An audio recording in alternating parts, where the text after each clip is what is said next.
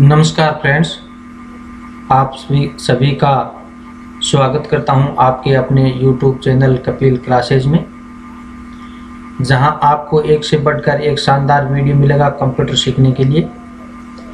आज का वीडियो है हमारा कुछ प्रश्न जो कि आपने थंबनेल पे देख लिया होगा कि 6 दिसंबर 2020 को RSCIT की परीक्षा होने जा रही है।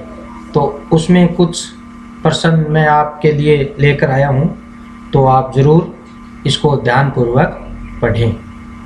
तो सबसे पहला प्रश्न है हमारा, निम्न में से कौन सा एक एप्लीकेशन सॉफ्टवेयर नहीं है?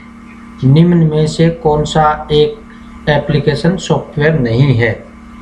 तो इसमें ए आंसर राइट होगा, यानी जो ए है वो विंडोज 7 है, ये हमारा आंसर राइट होगा। अगला क्वेश्चन है,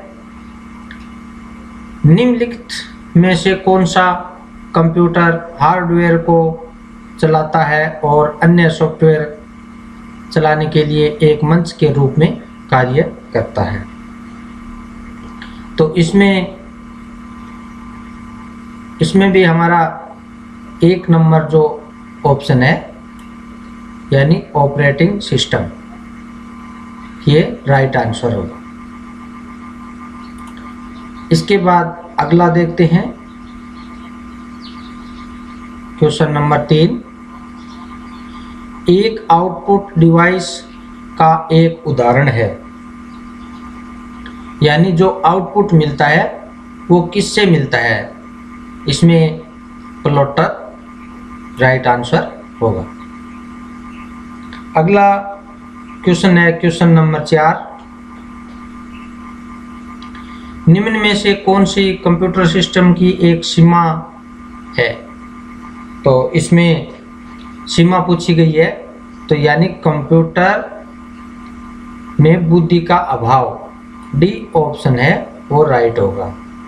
यानी कंप्यूटर की स्पीड भी होती है, शुद्धता भी होता है और परिश्रम भी होता है, लेकिन बुद्धि का अभाव होता है, कंप्यूटर खुद सोच नहीं सकता। क्वेश्चन नंबर अगला 5 है, निम्न में से कौन सा एक सिस्टम सॉफ्टवेयर है? इसमें सिस्टम सॉफ्टवेयर पूछा गया है, तो इसमें विंडोज 7 होगा, यानी जो ए ऑप्शन है वो राइट होगा। अगला क्वेश्चन है, मेन फ्रेम कंप्यूटर बहुत सस्ते हैं, इस कथन का उत्तर निम्न विकल्पों में से चुनें। यानी जो मेन फ्रेम कंप्यूटर है ये बहुत सस्ते हैं, इस कथन का उत्तर निम्न विकल्पों में से चुनने, यानी सही है या गलत। यानी मेन फ्रेम जो कंप्यूटर है वो सस्ते है या नहीं है? तो इसमें डी आंसर वो राइट होगा, यानी ये गलत है। जो मेन फ्रेम कंप्यूटर है वो बहुत महंगे होते हैं। अगला क्वेश्चन है क्वेश्चन नंबर 7, क्वेश्चन नंबर 7 है, कौन सा कंप्यूटर वर्गीकरण नहीं है? इसमें वर्गीकरण के बारे में पूछा है कि कौन सा कंप्यूटर वर्गीकरण नहीं है। तो इसमें मैक्स फ्रेम कंप्यूटर है वो नहीं है। अगला क्वेश्चन नंबर नेक्स्ट क्वेश्चन है 8, इसमें पूछा गया है सबसे तेज कंप्यूटर कौन सा है? यानी जो सबसे तेज फास्ट गति से कार्य करने वाला कंप्यूटर है वो उसका नाम बताना है। तो वो होगा सुपर कंप्यूटर। इसके बाद आगे देखते हैं, आगे कुछ और प्रश्न है। यहाँ लिखा है डेजी व्हील।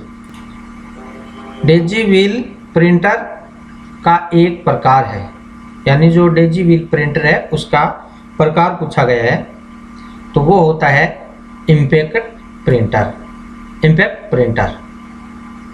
अगला क्वेश्चन देखते हैं क्वेश्चन नंबर 2, निम्न में से कौन सी मेमोरी प्रति सेकंड कई बार रिफ्रेश होती है? तो ये अपना डायनामिक रैम होगा, यानी बी आंसर करेक्ट होगा। अगला क्वेश्चन है क्वेश्चन नंबर 3। रैम से अधिकाधिक प्रयोग में ली जाने वाली जानकारी को संग्रहित करने के लिए कौन सी मेमोरी का उपयोग किया जाता है? तो इसमें 4 ऑप्शन दिए हैं, उसमें हमारा ए आंसर है वो राइट होगा, यानी कैश मेमोरी। अगला क्वेश्चन है क्वेश्चन नंबर 4। एक ऑप्टिकल इनपुट डिवाइस जो कागज पर पेंसिल द्वारा लिखी जानकारी स्कैन और पढ़ता है। तो ये तो नॉर्मल क्वेश्चन ही है, आप सभी को पता होगा, यानी OMR। ये आंसर है वो राइट हो।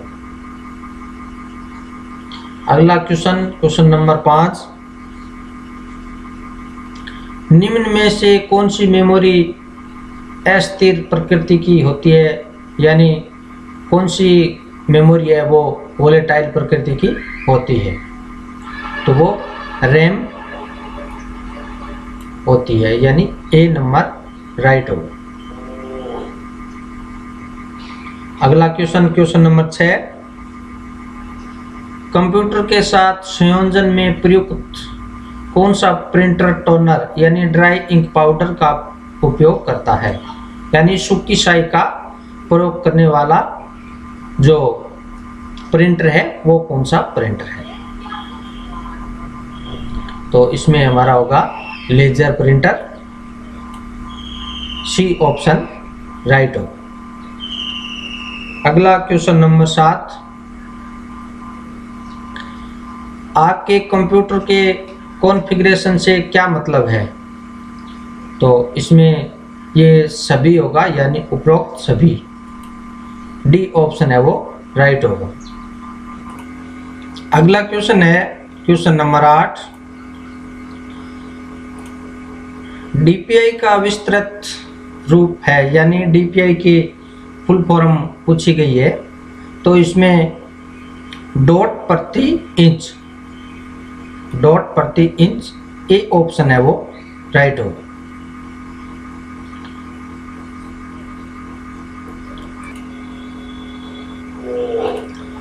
अगला क्वेश्चन है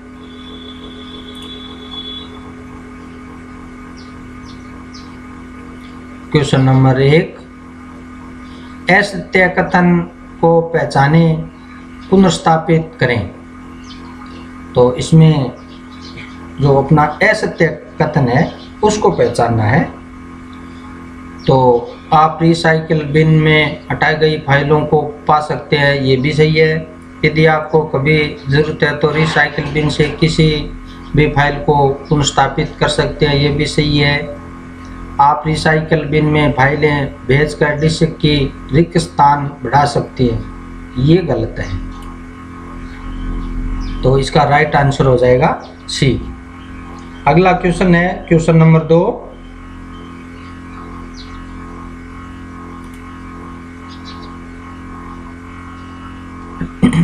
निम्न में से कौन सा operating system graphical user interface का एक उदाहरण नहीं है?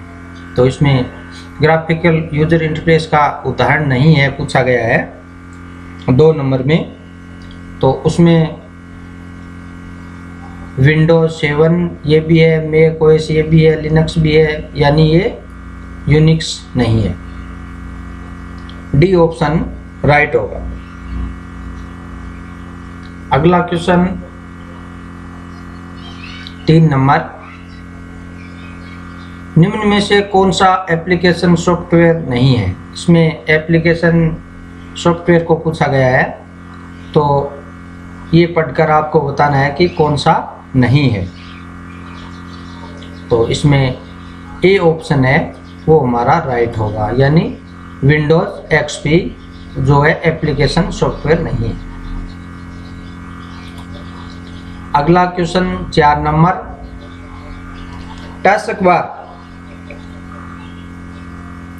टास्क बार का एक छोटा सा हिस्सा जिसमें पृष्ठभूमि में चलने वाले एप्लीकेशन के आइकन है और उस पर दिनांक और समय प्रदर्शित किया गया है। तो उसमें आपको पढ़कर बताना है start button, quick launch, task bar या सिस्टम ट्रे। तो इसका राइट आंसर हो जाएगा हमारा सिस्टम ट्रे। अगला क्वेश्चन, क्वेश्चन नंबर 5, निम्न में से कौन सा ऑपरेटिंग सिस्टम मल्टीटास्किंग को वास्तव में लागू नहीं करता? तो इसमें ए नंबर ऑप्शन है विंडोज 98 और अगला है विंडोज NT, विंडोज XP या MS DOS। तो इसमें MS DOS राइट आंसर होगा, यानी डी ऑप्शन है वो करेक्ट होगा। इसके बाद अगला है क्वेश्चन नंबर 6, निम्न में से कौन से विंडोज में प्रारंभ बटन नहीं होता? यानी जो हम कंप्यूटर शट डाउन करते हैं या ओपन करते हैं तो उसमें एक प्रारंभ बटन होता है, वो बटन पूछा गया है। तो कौन से विंडोज में वो नहीं होता है? तो वो यानी डी ऑप्शन है वो राइट होगा, उपरोक्त में से कोई नहीं, यानी इसमें सभी में होता है। अगला क्वेश्चन, क्वेश्चन नंबर 7, निम्न में से कौन सा ऑपरेटिंग सिस्टम नहीं है?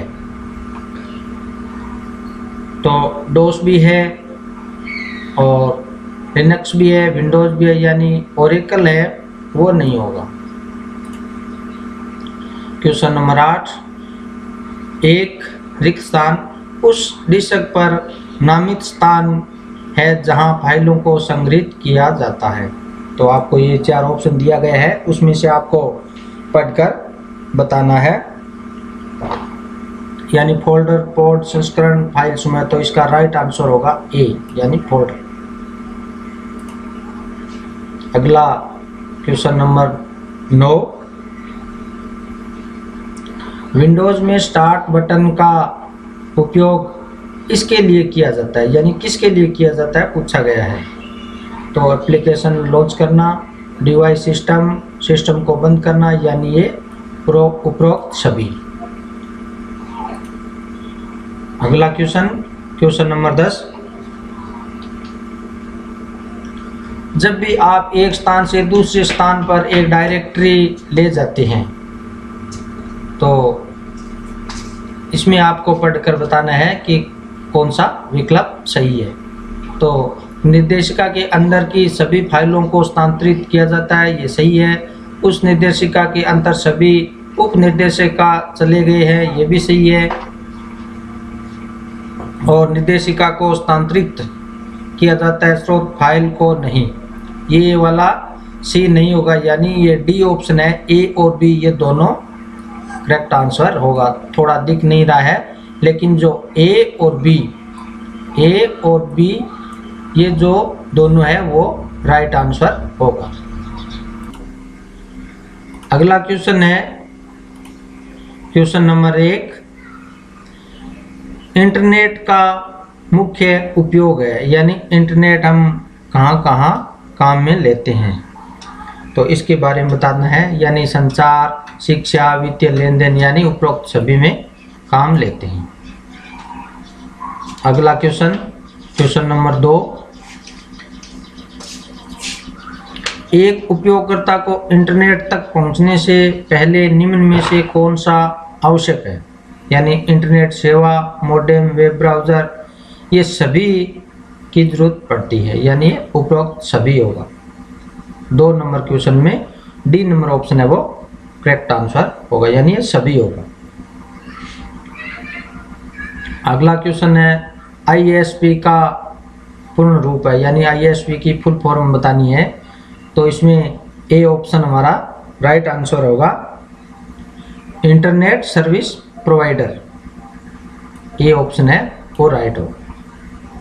अगला क्वेश्चन नंबर 4, एक वेब ब्राउज़र क्या है? यानी एक वेब ब्राउज़र है वो क्या है, ये आपको बताना है, तो वो बी ऑप्शन राइट होगा, यानी एप्लीकेशन सॉफ्टवेयर। क्वेश्चन नंबर 5 है, मोडेम का पूर्ण रूप है, तो इसमें ए ऑप्शन वो राइट होगा, यानी मॉड्यूलेटर डीमोड्यूलेटर, यानी ए ऑप्शन है वो राइट होगा। अगला क्वेश्चन है क्वेश्चन नंबर 6, यूआरएल का पूर्ण रूप है, यानी यूआरएल की फुल फॉर्म बतानी है, तो इसका राइट आंसर ए ऑप्शन होगा, यानी uniform resource locator. Question number 7, www का पूर्ण रूप बताना है, यानी इसकी फुल फॉर्म है वो बतानी है, तो इसका बी ऑप्शन है वो राइट होगा, यानी world wide web. Question number 8 है, इनमें से कौन सा एक ईमेल क्लाइंट है, इनमें से कौन सा एक ईमेल क्लाइंट है, तो ये आपको बताना है, तो इसमें ए ऑप्शन है वो राइट होगा, यानी जीमेल। क्वेश्चन नंबर 9, निम्न में से सर्च इंजन का उदाहरण है, तो इसमें कौन सा ऑप्शन होगा आप देखकर बताएं जल्दी से, आप मन में भी सोच लीजिए, तो इसका राइट आंसर होगा बी, यानी गूगल। अगला क्वेश्चन है क्वेश्चन नंबर 10, डीएनएस का पूर्ण रूप क्या है, तो इसका राइट आंसर होगा डोमेन नेम सिस्टम। आगे है पीएमजेडीवाई प्रधानमंत्री जन धन योजना खाते को खोलने के लिए कितनी न्यूनतम राशि आवश्यक है, तो इसमें आपको बताना है कितनी राशि है जो आप उसके द्वारा देकर हम खाता खुला सकते हैं, तो इसमें राइट आंसर होगा शून्य शेष राशि, यानी जो डी ऑप्शन है वो करेक्ट होगा। अगला क्वेश्चन नंबर 2, निम्न में से कौन सा ऑनलाइन बैंकिंग का एक फायदा नहीं है, यानी ऑनलाइन जो बैंकिंग है उसका फायदा नहीं है वो बताना है, तो समय की बचत होती है, लागत बचत होती है, यानी जो बैंकिंग का एक फायदा नहीं है वो बताना है, उपयोग करने के लिए एक इंटरनेट कनेक्शन की आवश्यकता, यानी सी ऑप्शन है वो करेक्ट होगा। अगला क्वेश्चन नंबर 3, निम्न में से कौन सा क्रेडिट कार्ड की एक विशेषता नहीं है, क्रेडिट कार्ड है उसकी एक विशेषता नहीं है, तो उसका राइट आंसर होगा डी, खरीदें और एक साथ भुगतान करें, ये इसकी विशेषता नहीं है। आगे क्वेश्चन नंबर 4, ओटीपी का पूरा रूप क्या है, यानी ओटीपी की फुल फॉर्म बतानी है, तो इसका राइट आंसर होगा बी, यानी वन टाइम पासवर्ड। आगे यूपीआई का पूरा नाम क्या है, तो इसमें यूपीआई की फुल फॉर्म पूछी गई है क्वेश्चन नंबर 5 में, इसका राइट आंसर होगा बी, यूनिफाइड पेमेंट इंटरफेस। आगे क्वेश्चन नंबर 6, यूपीआई यानी यूपीआई यूनिफाइड पेमेंट इंटरफेस में पुश टेक्नोलॉजी का उपयोग कब किया जाता है, तो इसको आप पढ़कर उत्तर देना है, तो आप जल्दी से इसका उत्तर दे दीजिए, अपने मन में सोच लीजिए, तो इसका राइट आंसर होगा ए, पैसा भेजने के लिए। अगला क्वेश्चन नंबर 7, एसबीआई बडी क्या है, एसबीआई बडी क्या है, तो ये एक मोबाइल वॉलेट एप्लीकेशन है, यानी बी जो आंसर है वो राइट होगा। अगला क्वेश्चन नंबर 8, निम्न में से कौन सा मोबाइल वॉलेट का उदाहरण नहीं है, यानी जो मोबाइल में हम एप्लीकेशन डाउनलोड करते हैं जो ये 4 ऑप्शन दे रखे हैं उसमें से कौन सा नहीं है, मोबाइल वॉलेट का उदाहरण नहीं है। तो इसका राइट आंसर होगा क्रेडिट कार्ड, जिसको हम मोबाइल वॉलेट में इंस्टॉल नहीं कर सकते। Question number 9, RuPay debit card क्या है? तो ये आपको पढ़कर बताना है कि क्या है। इसमें घरेलू डेबिट कार्ड यानी डेबिट कार्ड, ये सही है। भारत के राष्ट्रीय भुगतान निगम द्वारा प्रस्तुत किया गया कार्ड, ये भी सही है। सभी एटीएम और पोस्ट मशीनों पर स्वीकृत, यानी इसका राइट आंसर है वो डी ऑप्शन होगा, उपरोक्त सभी। अगला क्वेश्चन है क्वेश्चन नंबर 10, निम्नलिखित में से कौन से लाभ पीएमजेडीवाई से जुड़े हैं? यानी ये जो पीएमजेडीवाई लिखा है इससे जुड़े हैं। तो इसकी फुल फॉर्म भी पीछे आई थी, प्रधानमंत्री जन धन योजना। अगर इसकी फुल फॉर्म पूछी जाए तो प्रधानमंत्री जन धन योजना। तो इसमें कौन सी जो लाभ है वो पीएमजेडी से जुड़ी है? तो 1 लाख रुपए की दुर्घटना बीमा कवर, ये भी जुड़े हैं। 30,000 रुपये का जीवन बीमा कवर, ये भी जुड़े हैं। 5,000 तक की ओवरड्राफ्ट सुविधा, ये भी जुड़े, यानी डी ऑप्शन है वो करेक्ट होगा, उपरोक्त सभी। तो फ्रेंड्स, आज का मेरा ये वीडियो आपको कैसा लगा? अगर अच्छा लगे तो मेरे वीडियो को लाइक करना ना भूलें, और आप मेरे चैनल पे आप नए हैं तो पहले आप सब्सक्राइब कर लें, पास में बेल आइकन को भी प्रेस कर लें, ताकि जैसे ही मैं वीडियो अपलोड करूं तो उसका नोटिफिकेशन सबसे पहले आपको मिले।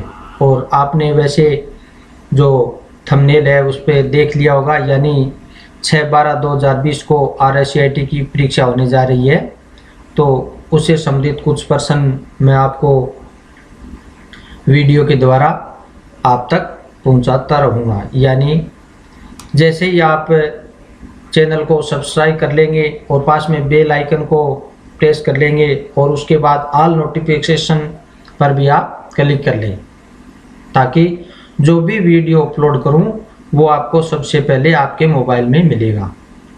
धन्यवाद।